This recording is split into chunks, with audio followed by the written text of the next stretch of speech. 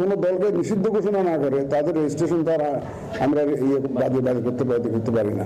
সরকার ও আদালত আওয়ামী লীগকে নিষিদ্ধ না করলে তাদের নির্বাচনে অংশগ্রহণে কোনো বাধা নেই বলে মন্তব্য করেছেন প্রধান নির্বাচন কমিশনার এম নাসির উদ্দিন। আগামী 6 মাসের মধ্যে ভোটার তালিকা হালনাগাদ করা শেষ হবে বলেও জানান সিইসি। চট্টগ্রামে নির্বাচন কর্মকর্তাদের সাথে মত বিনিময়ে এসব কথা বলেন সিইসি। রতন দাসের ছবিতে নয়ন বড়ুয়া জয়ের রিপোর্ট।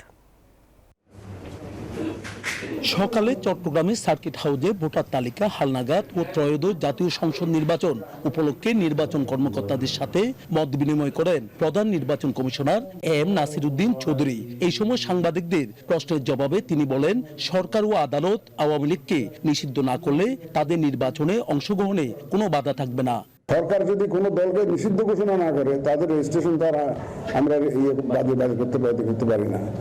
এটা রাজনৈতিক সিদ্ধান্ত অথবা কোর্টের সিদ্ধান্ত, এর বিচার একটা হতে হবে। এই সময় তিনি আরো বলেন, নির্বাচন কমিশন সম্পূর্ণ স্বাধীন, কমিশনের উপর কোনো চাপ নেই। সুষ্ঠু নির্বাচন করতে সব ধরনের ব্যবস্থা গ্রহণ করবে কমিশন। শাসনতন্ত্রের চাপে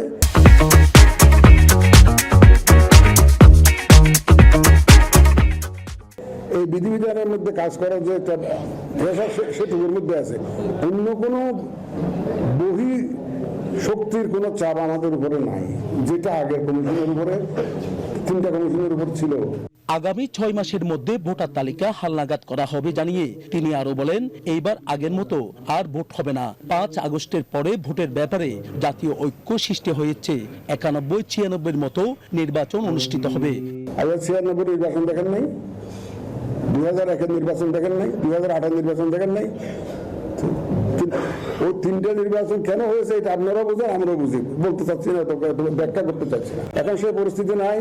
এখন নির্বাচন কমিশন সম্পূর্ণ স্বাধীন। এখানে কোনো ডানে বামে উপরে নিচে কোথাও থেকে কোনো চাপ নেই। এই সময় চট্টগ্রাম আঞ্চলিক নির্বাচনী কর্মকর্তা ইউনুস আলী, জেলা নির্বাচনী কর্মকর্তা বশির আহমেদ সহ প্রশাসনের উচ্চপদস্থ কর্মকর্তারা উপস্থিত ছিলেন। সবার সহযোগিতা নিয়ে ইনশাআল্লাহ আমরা কামিয়াব হব। নয়ন বড়ুয়া জয়, নিউজ 24, চট্টগ্রাম।